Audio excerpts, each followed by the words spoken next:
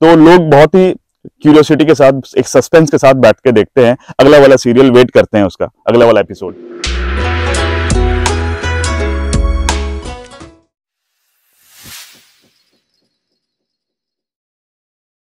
Good morning दोस्तों। कभी आपने गौर किया है, टीचर्स हों, प्रेजेंटर्स हों, लोग जो स्पीच देते हैं, नॉर्मली कुछ चीजें बताने की कोशिश करते हैं, वो उतने इफेक्टिव नहीं हो पाते हैं। ऑडियंस जब सुन रही होती है ऐसे स्पीकर्स को, ऐसे टीचर्स को, ऐसे प्रोफेसर्स को, तो वो बिजी हो जाते हैं अपनी चीजों में, ध्यान नहीं देते हैं और फिर पूरा का पूरा पर्पस है वो फेल हो जाता है। आज हम लोग बात करने वाले हैं वो सबसे इंपॉर्टेंट चीज जो कि होती है जब आप प्रेजेंटेशन देते हो क्लास में, या आप इंटरव्यू देने जाते हो, या आप ग्रुप डिस्कशन में बैठते हो, वो है पैरालैंग्वेज स्किल्स। पैरालैंग्वेज यानी कि नॉन वर्बल कम्युनिकेशन का वो हिस्सा जिसमें कि हम बात करते हैं अपनी टोन का, अपनी आवाज का, अपनी आवाज को कैसे यूज करें for maximum impact, for maximum benefit. चाहे वो प्रेजेंटेशन हो, चाहे इंटरव्यूज हो, चाहे वो सेल्स पिच हो, तो हमारी आवाज कैसी होनी चाहिए, कैसे उसको यूज करना चाहिए। तो चलिए आज इस पर बात करते हैं। फर्ज करिए आप एक क्लासरूम में हो और क्लासरूम में पूरी की पूरी क्लास भरी हुई है। Good morning everybody. आपको अपना प्रेजेंटेशन देना है या अपना लेक्चर देना है, तो सबसे पहली चीज कौन सी होती है? सबसे पहली चीज होती है जो कि लोगों को अट्रैक्ट करेगी, या जो लोगों को समझ में आएगी, वो आपकी ऑडिबिलिटी, यानी आपका वॉल्यूम। क्या आपकी वॉल्यूम ऑडिबल है कि नहीं? ऑडिबल का मतलब है कि सुन पा रहे हैं कि नहीं लोग, और कौन से लोग? आगे वाली पंक्ति के आगे वाले रो वाले नहीं, वो तो ऐसे ही सुन लेंगे। सबसे पीछे जो रो के जो बंदे बैठे हैं, यानी कि आपकी क्लास में सबसे पीछे और दोनों ही कॉर्नर्स, या जितने कॉर्नर्स हैं, हर कॉर्नर में बैठा हुआ बंदा, क्या आपकी आवाज वहां तक पहुंच पा रही है कि नहीं पहुंच पा रही है? तो रियल प्रेजेंटेशन के पहले या रियल क्लासरूम एक्सरसाइज से पहले आप पहले क्लासरूम में जाओ, किसी एक बंदे को बैठाओ सबसे लास्ट में, और देखो कि आपकी आवाज कितनी तेज करने पर पहुंच रही है। इसका मतलब ये बिल्कुल नहीं है कि चिल्लाना आपको है या बहुत ज्यादा आपको शोर करना है। नहीं तो कसम गंगा मैया की, घर में घुस कर मारूंगा, सातों को साथ मारूंगा, एक साथ मारूंगा। आपको अपनी ऐसा ट्यून अप करना है कि आपकी आवाज आखिरी बंदे तक पहुंच पाए। इसके लिए दूसरा उपाय यह है कि जब आप क्लासरूम में जाते हो, प्रेजेंटेशन देने जाते हो, तो आप एक बार मेक श्योर करो, am I Audible?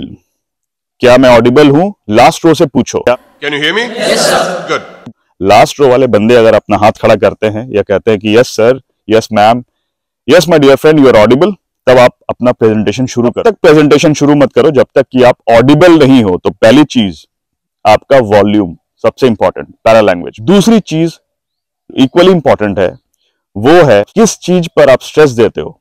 For example, आप कोई एक स्टेटमेंट बोलते हो, राम ने बाजार से आम खरीदा। राम ने बाजार से आम खरीदा। राम ने बाजार से आम खरीदा, मैंने किस पर स्ट्रेस दिया? मैंने राम पर स्ट्रेस दिया। राम ने बाजार से आम खरीदा, तो मैंने राम पे, यानी कि राम ने खरीदा, ना कि मोहन ने। अब मैं इसका स्ट्रेस चेंज करता हूं, राम ने बाजार से आम खरीदा, तो मैंने किस वर्ड पे स्ट्रेस दिया? बाजार। राम ने बाजार से आम खरीदा, दुकान से नहीं खरीदा, बाजार से खरीदा, इसलिए स्ट्रेस किस पे था? बाजार पे। राम ने बाजार से आम खरीदा, यानी कि मेरा स्ट्रेस किस पे था? आम पे। तो राम ने बाजार से आम खरीदा, न कि अमरूद। तो यहां पे अलग अलग चीजों पे स्ट्रेस देके आप उसका मीनिंग चेंज कर सकते हो, ऑडियंस को याद दिला सकते हो कि कौन सी चीज है जो कि इंपॉर्टेंट है, जिस पर आपकी बात हो रही है। तो हर एक वर्ड पर डिफरेंट स्ट्रेस। तो ये दूसरा पॉइंट हो गया। तीसरा जो पॉइंट है वो है आपका स्पीड। किस स्पीड से आप अपनी बात को कहते हो। तो स्पीड डिपेंड करती है बहुत सारे फैक्टर्स पे, जैसे कि आपका जो भी कंटेंट है, whatever you are saying, वो कितना इंपॉर्टेंट है आपके लिए और आपके ऑडियंस के लिए। आपके लिए तो कम, बट ऑडियंस के लिए कितना जरूरी है। तो आपकी स्पीड उस हिसाब से होगी। जिन चीजों पर आप ज्यादा तवज्जो देना चाहते हो, जिस ज्यादा इंपॉर्टेंस देना चाहते हो, यानी ऑडियंस का ध्यान जो है उस पर ज्यादा जाए, जो चीजें ज्यादा इंपॉर्टेंट है, उन सब चीजों को हम स्लो स्पीड से बोलते हैं। हमारी स्पीड स्लो रहेगी जब हम ऐसी चीजों को समझाएंगे जिस पर ज्यादा जोर देना है। मान लो एक कोई डेटा है जो कि इंपॉर्टेंट डेटा आप शेयर करने वाले हो, ठीक है, आपने हर चीज तो बता दी, लेकिन आप कुछ इंपॉर्टेंट डेटा बता रहे हो अपने स्पीच के दौरान, जिस पर आप चाहते हो कि सही में इस पर ध्यान दिया जाए। तो उन सब चीजों को आप धीरे धीरे बोलो, और जो चीजें आपके लिए इंपॉर्टेंट नहीं है या जो चीजें आप जस्ट एक ग्लांस या एक स्कैनिंग करके आप निकाल सकते हो, तो those can be spoken fast, यानी उन चीजों को आप स्पीड से निकाल सकते हो, जल्दी जल्दी, जैसा मैं बोल रहा हूं, जल्दी जल्दी बोल सकते हो, बिकॉज ये सारे जो मेरे जो सेंटेंसेस है उतने इंपॉर्टेंट नहीं है मेरे ऑडियंस के लिए, तो मैं उन सब चीजों को मैं फास्ट बोल सकता हूं। लेकिन जहां जहां चीजें इंपॉर्टेंट हैं उन सब जगहों पर मुझे स्लो डाउन होना पड़ेगा, मेरा जो स्पीड है वो स्लो हो रही। अब इससे मिलता जुलता है साइलेंस और पॉज। साइलेंस यूज कब करते हैं हम लोग अपने स्पीच में? जैसे आपने बहुत सारे टेलीविजन सीरियल्स देखे होंगे जो कि ऐसे मुकाम पर लाके छोड़ते हैं जहां सस्पेंस क्रिएट हो जाए और ये नहीं बताते कि अगला होगा क्या।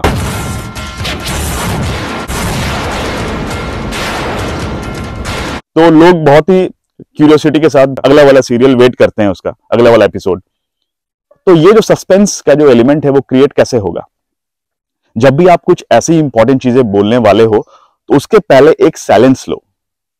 अब साइलेंस का दूसरा जो फायदा ये है कि अगर मान लो कि आप क्लास में आए हो और बच्चे जो हैं वो शायद आपको ध्यान भी नहीं दे रहे हैं या फिर आपस में बिजी हैं, तो आप कैसे शुरू करोगे? कैसे उनका जो ध्यान है वो अट्रैक्ट करोगे?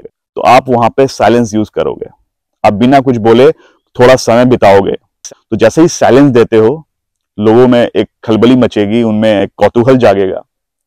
दे will be curious to know कि what this person is going to speak, what the person is going to do. तो यही वो मौका होगा जब अपनी बात को आप शुरू करोगे। तो बोलने के पहले एक साइलेंस। शुरू मत हो जाओ अपने टॉपिक से, just wait for them to settle, create that environment of suspense. तो साइलेंस कभी भी यूज करना, चाहे स्टार्टिंग में, चाहे आपके जब आप कोई किसी चीज पर स्पीच दे रहे हो, तो उसके बीच में भी जब आप साइलेंस यूज करते हो, बोलने के पहले एक ठहराव, उसके बाद बोलना। तो ये जो ठहराव है ये एक सस्पेंस क्रिएट करता है और आप अट्रैक्ट कर पाते हो ऑडियंस का अटेंशन। इसको दूसरी तरीके से यूज करते हैं जब आप कुछ बोल के फिर साइलेंस लेते हो। जैसे मैंने आपको अभी जब बात बताई, ये आपकी जिंदगी में बहुत इंपॉर्टेंट रोल अदा करेगी, समझ लो ये बात। तो अभी मैंने साइलेंस कब लिया, साइलेंस को कब यूज किया? मैंने साइलेंस को यूज किया अपने सेंटेंस को बोलने के बाद। और ये यूज करने का मतलब होता है कि आप समय दे रहे हो अपने ऑडियंस को अपनी बातों को एब्जॉर्ब करने को, इम्बाइब करने को। आपने जो भी चीज बताई, इंपॉर्टेंट चीजें बताई, आप चाहते हो कि मेरा ऑडियंस उसको इम्बाइब कर ले, सोक कर ले, अपने जहन में उतार ले। तो वो मौका देते हो, बिकॉज आपको मौका देना है अपने ऑडियंस को। आप मौका दे रहे हो ऑडियंस को वो चीजों को आत्मसात करने का। तो वो साइलेंस होता है अपने जो मेन बात को बोलने के बाद लिया हुआ साइलेंस। और ठीक उसी प्रकार से होता है पॉज। पॉज का मतलब अपने पूरे के पूरे आपका जो स्टेटमेंट है या आपने जो बात कहनी है उसको तोड़ तोड़ के बोलना। तोड़ तोड़ के बोलने का एक सबसे बड़ा जो बेनिफिट मैं अपने स्टूडेंट्स को सिखाता हूं, बताता हूं, कि जब आप किसी लैंग्वेज को आप फ्लुएंट नहीं हो, for example you don't find yourself very fluent in speaking English, जैसे मैंने अब इंग्लिश में बोला एक स्टेटमेंट, तो मैं उनको कहता हूं कि जब भी बोलो तो उसको तोड़ तोड़ के बोलो। जरूरी नहीं है कि आप धारा प्रवाह बोलो दूसरों के जैसे। दूसरे हो सकते हैं फ्लुएंट, अगर आप नहीं हो तो उसको इस टेक्निक से बोलो तो कॉन्फिडेंस गेन करोगे। Graduations, weddings, kids of their own.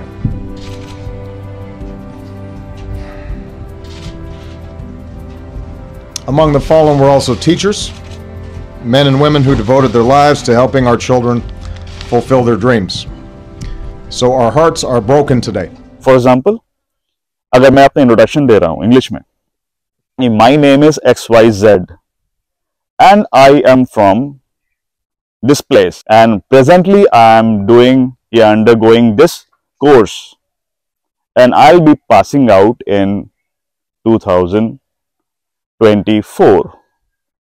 I have done my matriculation intermediate from these schools and I love watching movies, playing cricket and making vlogs.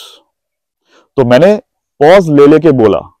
तो यहां पर अगर मैं फ्लुएंट नहीं हूं, मेरे अंदर नर्वसनेस है, तो ये नर्वसनेस काफी हद तक कम हो जाएगी अगर आप चीजों को पॉज ले लेके तोड़ तोड़ के बोलते हो।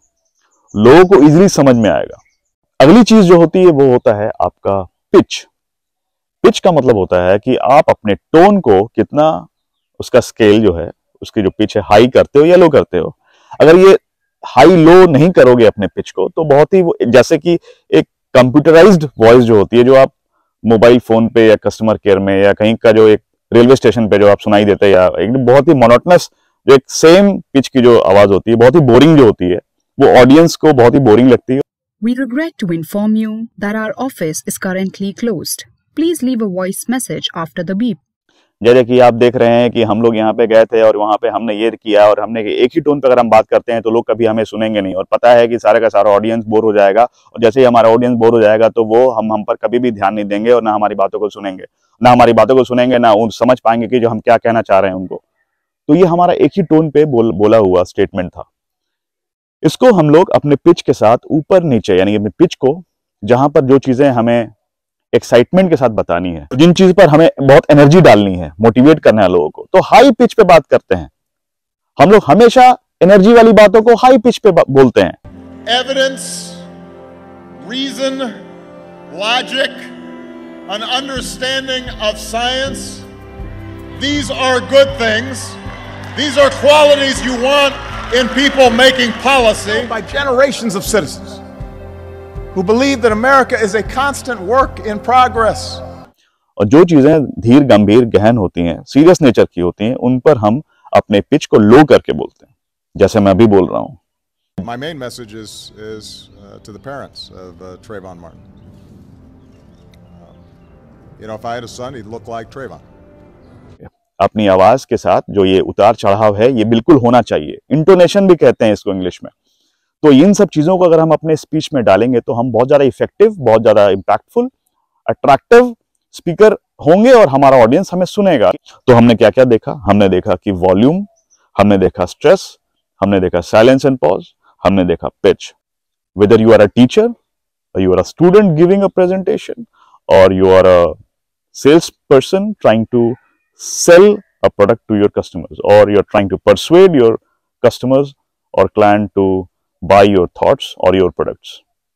तो आज के लिए इतना काफी है। अगले वीडियो में हम लोग मिलेंगे दूसरे प्रेजेंटेशन स्किल्स के ऊपर, जिसमें नॉन वर्बल कम्युनिकेशन के डिफरेंट एस्पेक्ट्स पर हम लोग बात करेंगे। तब तक के लिए take care, thank you so much.